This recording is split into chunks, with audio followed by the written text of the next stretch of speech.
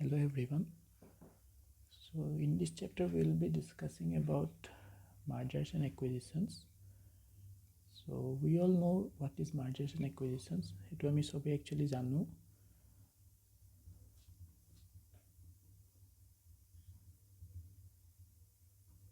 So basically mergers and acquisitions are actually when one company buys another company. Jeti eta company beleg eta company kini loy hetu kami acquisition buli ko.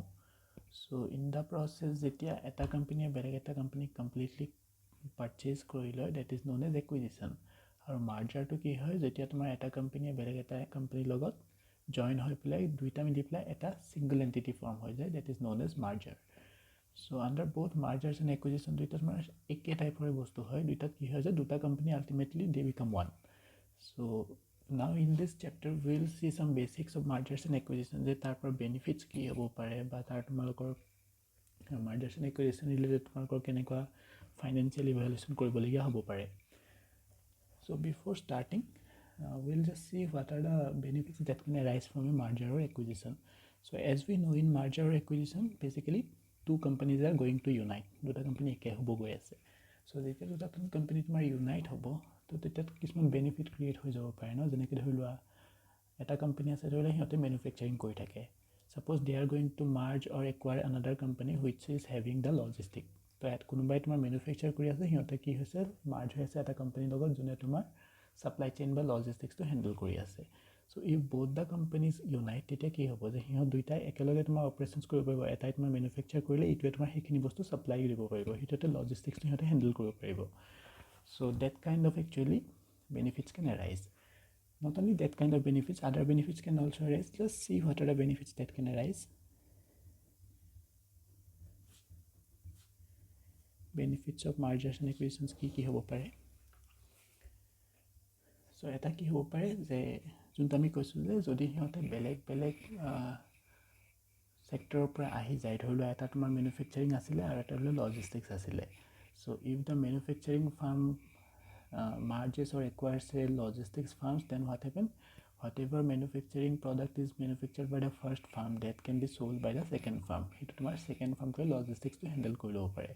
So that is not actually creation of synergy, no. So when two different firms having different capacities unite together, then they form the synergy. So that is one of the benefits which you can have from mergers and acquisition. আৰু কেতিয়াবা কি হ'ব পাৰে যে two firms in the same field can merge or acquire. ধৰি লোৱা এটা petroleum ছেক্টৰৰ farm আছে, সিহঁতে আৰু এটা পেট্ৰলিয়াম ছেক্টৰৰ ফাৰ্মৰ লগত মাৰ্জ হৈ আছে। তেতিয়া কি হ'ব যে সিহঁত এতিয়া পেট্ৰলিয়াম ছেক্টৰতে সিহঁতে এটা ডাঙৰ ফাৰ্ম হৈ গ'ল। So now they have more capacity in that sector. So in that case, they can also have some economies of scale. So সিহঁতে economies of scale or benefit ল'ব পাৰে। তাৰপিছত এনেকুৱা হ'ব পাৰে যে এটা কোম্পানী ধৰি লোৱা কোনোবা এটা ছেক্টৰত আছে, সে দে আৰ মেনুফেকচাৰিং ভেহিকলছ, অট'মোবাইল ছেক্টৰত আছে। সো সিহঁতেতো কোনোবা বেলেগ এটা ছেক্টৰ, ছাপ'জ ইলেক্ট্ৰনিক্সৰ কোনোবা এটা কোম্পানীৰ লগত মাৰ্জ হৈ গ'ল। তো নাও they can manufacture vehicles, now they can manufacture electronics as well. দুইটা বস্তুৱে কৰিব পাৰিব। So' they can have diversification also'. Diversification can also be one of the benefits of mergers or acquisitions. Diversification কৰিলে তোমাৰ অকল যে মানে দুটা ছেক্টৰত সোমাই আছে সেইটোৱে নহয়। এতিয়া ধৰি লোৱা অট'মোবাইল মেনুফেকচাৰটোৱে তোমাৰ ইলেক্ট্ৰনিক্স মেনুফেকচাৰৰ লগত মাৰ্জ হৈ গ'ল। সো এটাতো সিহঁতে গাড়ী বনাই আছে আৰু গাড়ীৰ যোনখিনি ইলেক্ট্ৰনিক্স লাগি আছে সেইখিনি সিহঁতে তাতে মেনুফেকচাৰ কৰিব পাৰিছে। সিহঁতে চিনাৰ্জিও ক্ৰিয়েট কৰি আছে, ডাইভাৰ্চিফিকেশ্যনো ক্ৰিয়েট কৰি আছে, দুইটা বেনিফিট সিহঁতে পাব পাৰে। তাৰপিছত কেতিয়াবা কি হয় যে কিছুমান কোম্পানী তোমাৰ গ্ৰ' নকৰে, সিহঁতৰ এক্সপাৰ্টাইজ নাথাকে, মেনেজমেণ্ট ঠিক নহয়। সো যদি সিহঁতে ভাল মেনেজমেণ্ট থকা কোম্পানীৰ লগত আহি যাব পাৰে, তেতিয়া কি হ'ব যে they can have faster growth. So they can also' have faster growth rate.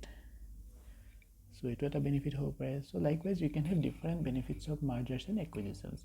কেতিয়াবা এনেকুৱা হ'ব পাৰে যে এটা কোম্পানী তোমাৰ ধৰি লোৱা বিৰাট ভাল প্ৰফিট মেক কৰি আছে। So profit making company can be there, which can actually merge or acquire a loss making company. এটা খুব হৈ থাকে ন যে যোনকেইটা লছ মেকিং কোম্পানী সিহঁতক পাৰ্চেছ কৰি লয়।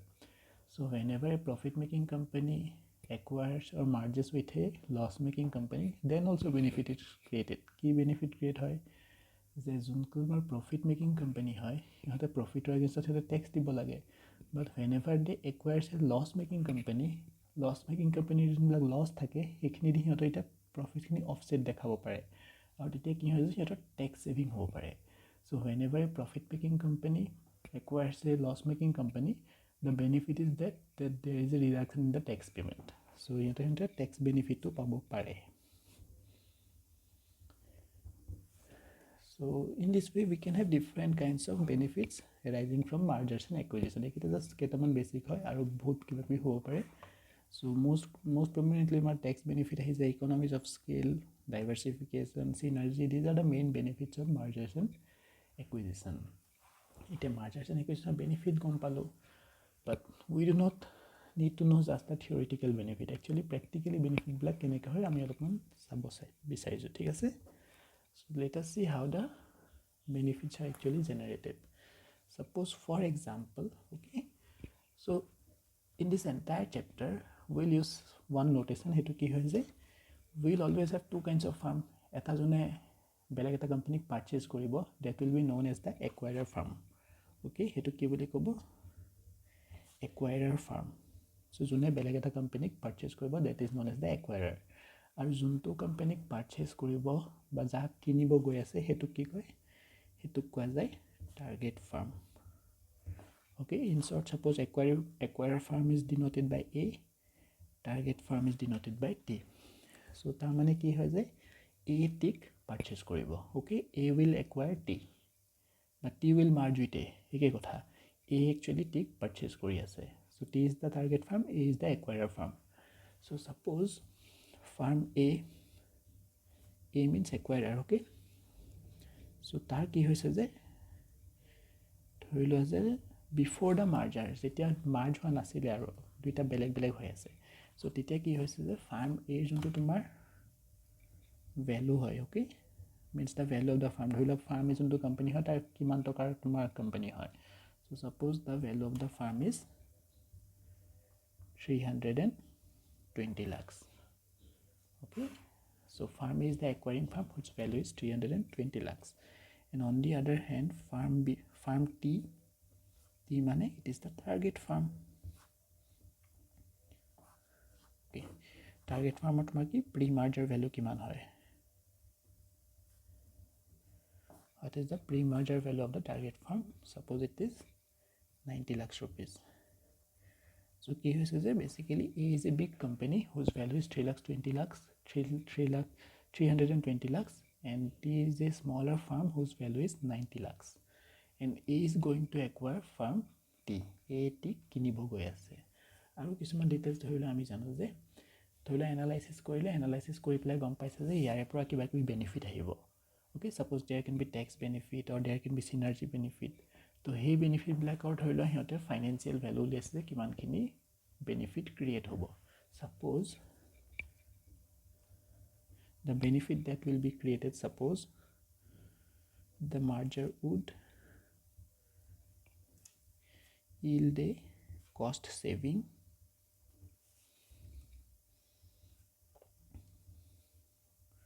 okay suppose the merger would yield a cost saving of 40 lakhs thoila tax benefit hoy gol 40 lakh toka juntu hiote tax bosai pelai pabo so 40 lakh toka benefit pai ase cost saving hoy ase because of the merger so if A is going to acquire T there will be a benefit of 40 lakhs 40 lakh toka eta hiote benefit create koribo paribo in the form of tax saving suppose this is in the present value okay ধৰিলো এটো present value 40 lakh টকা হতে benefit আহি আছে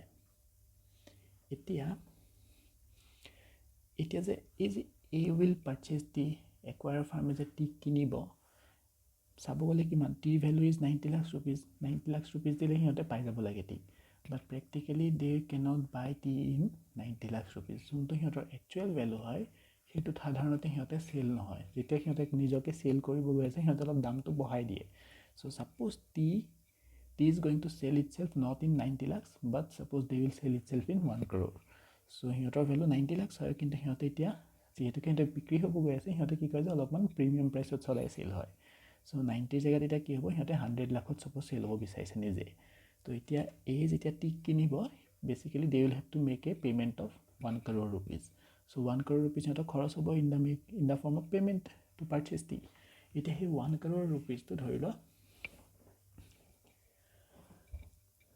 ধৰি লৈছোঁ তাকে মই জাষ্ট লিখি দিছোঁ তেতিয়া ইজি হ'ব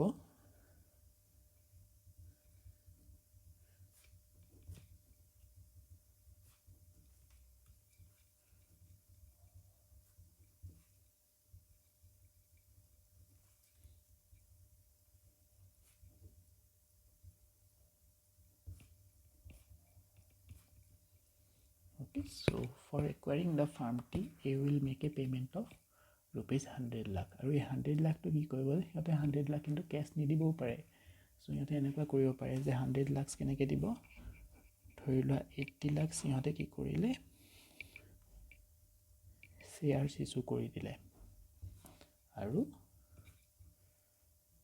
20 লাখ কেছ এপ্লাই কৰিব পাৰে চ' এইটো সিহঁতে কি কৰে যে সিহঁতে ডিচাইড কৰি লয় যেতিয়া মাৰ্জাৰ কৰিব যাব বা একুইজিশ্যন কৰিব যাব যে পে'মেণ্টটো কেনেকৈ হ'ব এতিয়া কি হয় যে they have to make a payment of 100 lakh 100 lakh cash নাথাকিবও পাৰে চবৰে চ' সিহঁতে কি কৰিব যে সিহঁতে কৈছে যে আমি 20 লাখ কেছ দিম বাকী 8 লাখৰ জেগাত কি কৰি যায় আমি আমাৰ নিজৰ শ্বেয়াৰ নিদিম মানে এই কোম্পানীয়ে কি কৰিব কিছুমান শ্বেয়াৰ ইছ্যু কৰিব কিমানখিনি কৰিব ৱৰ্থ ৰুপিজ 80 লাখ 80 লাখ ৰুপিজৰ নতুনকৈ শ্বেয়াৰ ইছ্যু কৰিব আৰু সেইখিনি কাক দিব ফাৰ্ম টিৰ যোনখিনি শ্বেয়াৰ হোল্ডাৰ থাকে সিহঁতক দি দিব তেতিয়া কি হ'ব যে আল্টিমেটলি টিৰ যোনখিনি শ্বেয়াৰ হোল্ডাৰ থাকে সিহঁতে এইৰো অলপমান শ্বেয়াৰ পাই যাব so' they will become the owner of the acquiring farm on the other hand they will have to surrender their target farm share চ' সিহঁতে নিজৰ টিৰ যোনখিনি শ্বেয়াৰ আছে সেইখিনি চাৰেণ্ডাৰ কৰি পেলাই কি কৰিব যে সিহঁতে এই কিছুমান শ্বেয়াৰ লৈ ল'ব ইন দিছ প্ৰচেছ কি হ'ব যে সিহঁতে এৰ ওনাৰ হৈ যাব টিৰ ওনাৰৰ পৰা ওলাই যাব আৰু ফাৰ্ম এই কি হ'ব যে এই এতিয়া টিৰ কমপ্লিট ওনাৰ হৈ যাব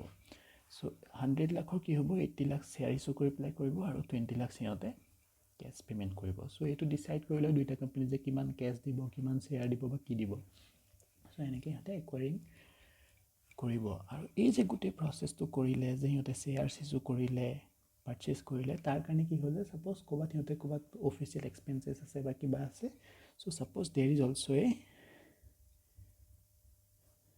acquisition cost suppose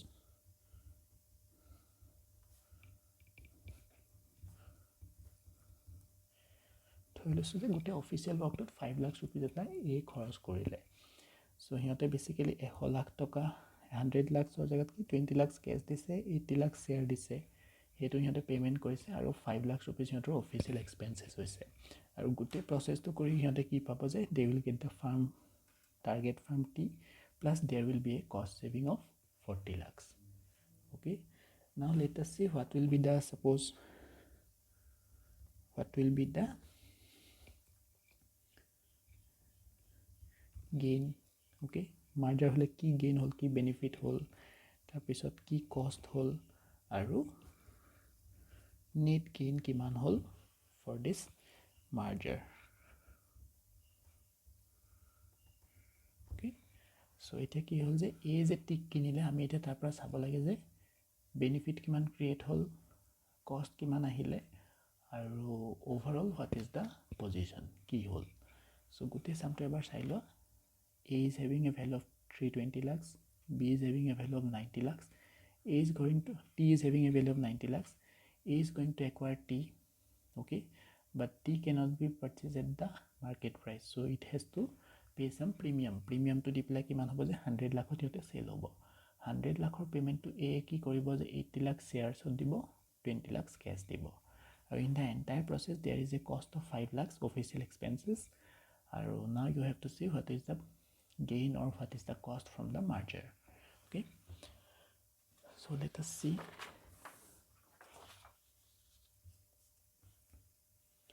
yes jeti ami gain boli ko so when we say the gain from a merger gain is what it is basically the value of the synergy or the value of the benefit আমি যোনকেইটা benefit বা চিনাৰ্জি কৈছিলোঁ তাৰে যোনখিনি তোমাৰ value আছে সেইখিনি তোমাৰ গেইন বুলি কয় এতিয়া আমাৰ এইটো মাৰ্জাৰ যদি চোৱা ইয়াতে তোমাৰ কি হৈছে যে বেনিফিট হিচাপে কি পাই আছে if A is going to acquire firm T there is a cost saving of 40 lakh যোনটো এপাৰেণ্ট তুমি বেনিফিট পাবা সেইটোৱে তোমাৰ গেইন হয় so' here the gain is this 40 lakh rupees okay এই 40 লাখ যোনটো কষ্ট ছেভিং হ'ব সেইটো তোমাৰ গেইন হৈ যাব so' gain from the merger is here rupees 40 lakhs. Okay. Then what will be the cost for the merger? Merger to কৰাৰ কাৰণে cost কি আহিব এতিয়া? Cost কাৰ কাৰণে আহিব? Cost আহিব যোনটো acquiring firm সিহঁতৰ কাৰণে. So এতিয়া চোৱা cost কি আহিব পাৰে? It is যেতিয়া A কিনিব গৈ আছে, firstly it has to make this payment of 100 lakhs. 100 lakhs মানে 80 lakhs shares and 20 lakhs cash. So এইটো তাৰ কাৰণে cost আহি আছে. আৰু along with this cost, they have additional 5 lakhs rupees of cost in the process of buying. So এই 5 lakhs to আহিব. So 80 plus 20 plus 5. This will be the cost of the merger, no? সেইখিনি তোমাৰ cost আহি আছে.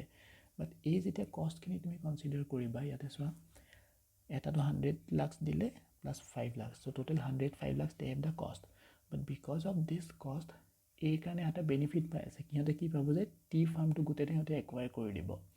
So সেই সিহঁতে 105 লাখ খৰচ কৰি পেলাই সিহঁতে 90 lakhsৰ এটা ফাৰ্ম সিহঁতে পাই আছে. 90 lakhsৰ এছেটখিনিটো সিহঁতে পাই গ'ল ন? তো বেচিকেলি সিহঁতৰ কষ্ট তেতিয়ালৈ কিমান হ'ল একচুৱেল কষ্ট?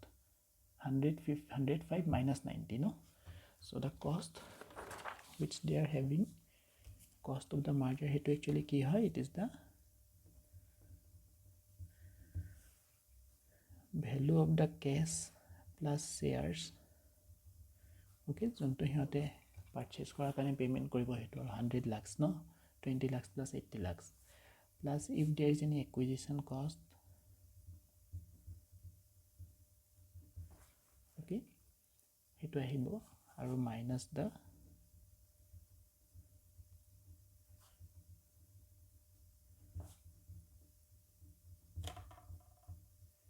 pre-merger value of the target firm.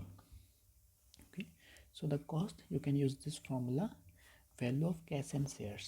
So 20 lakhs of cash they will pay, 80 lakhs of shares they will pay, plus acquisition cost ase. How much is the acquisition cost? It is rupees 5 lakhs acquisition cost minus pre-merger value of the target firm. So these are the expenses which they are incurring. By incurring these expenses, they are getting the assets of the target firm. So what is the value of the assets of the target firm? It is 90 lakhs. So that is actually the net cost for the merger. So 80 plus 20, 100 plus 505 minus 90 lakhs. So this is 15 lakhs. Okay. So because of the merger, there is a cost of 15 lakhs. On the other hand, there is a benefit of, there is a gain of 40 lakhs. So what is the net gain from the merger? Net gain kiman hobo? Net gain is nothing but the gain minus the cost.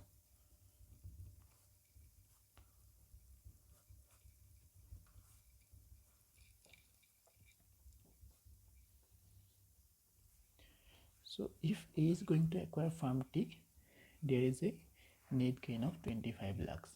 So দেখা দেখি তোমাৰ ওলাই আছিল যে 40 লাখ তোমাৰ gain আহি আছিল, কিন্তু তাৰ লগত কি আছিল যে there is a 100 plus 505 lakhs of cost আছিল. On the other hand, the value of the firm is also there. So after adjusting everything, the net gain for the merger is 25 lakhs. So A is it at kinibo, A will have a benefit or net gain of 25 lakhs. Okay, this is how we actually calculate the gain from any merger. So is it okay? তো যেতিয়া তোমালোকক মাৰ্জাৰৰ কিবা gain ওলাব লাগে কি কৰিবা তোমালোকে ফাৰ্ষ্টতে চিনাৰ্জি ভেলুটো ওলাই ল'বা, তাৰপিছত কষ্টখিনি ওলাবা। কষ্ট ওলোৱাৰ কাৰণে কি হ'ব, পে'মেণ্ট যিমান কৰিব সেইটো plus acquisition cost minus the present value of the target firm. So' that will give the total cost and gains plus cost, gains minus cost will give the net gain for the merger for the acquiring firm. Okay, this is how we are going to evaluate the mergers or the acquisitions. Acquisition holo same process, merger holo same process.